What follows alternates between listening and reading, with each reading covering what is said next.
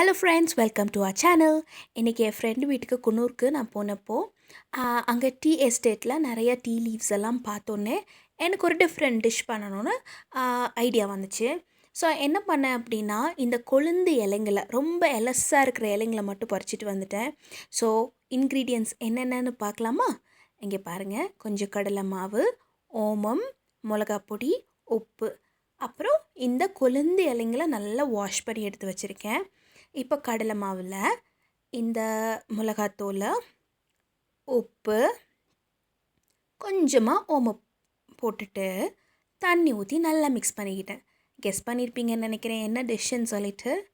S, இது tea லீஃபை வச்சு பஜ்ஜி பண்ண போகிறோம். பார்க்கலாமா என்ன பண்ண போகிறோன்னு? இதை நல்லா மிக்ஸ் பண்ணிவிட்டு கடாய் வச்சு கடாயில் நல்லா ஆயிலை ஆட் பண்ணிவிட்டு நல்லா சூடாக விட்டுட்டு இந்த பேட்டர் இருக்குல்ல, அது ரொம்ப தின்னாகவும் இருக்கக்கூடாது, ரொம்ப திக்காகவும் இருக்கக்கூடாது, மீடியமாக இருக்கணும். பிகாஸ் அந்த லீஃபில் கரெக்டாக அது ஒட்டணும், பட்டும் படாமையும் ஒட்டணும். அப்போ தான் வந்து அந்த கிறிஸ்ப்னஸ் வரும். அதே மாதிரி ரொம்ப முத்தின இலை எடுத்தோம் அப்படின்னா கசப்பாயிடும்.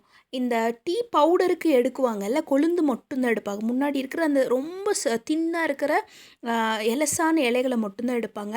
அந்த மாதிரி நம்ம எடுத்தோம் அப்படின்னா கண்டிப்பாக டேஸ்டியான, ரொம்ப டேஸ்டியான கிறிஸ்பியான டீ லீஃப் பஜ்ஜி நமக்கு கண்டிப்பாக ஈஸியாக சீக்கிரமாக ரெடி பண்ணிடலாம். இந்த டிஃப்ரெண்ட்டான வீடியோ உங்களுக்கு பிடிச்சிருக்குன்னு நம்புகிறேன். லைக் பண்ணுங்கள். Okay, bye friends. நெக்ஸ்ட் வீடியோவில் பார்க்கலாம்.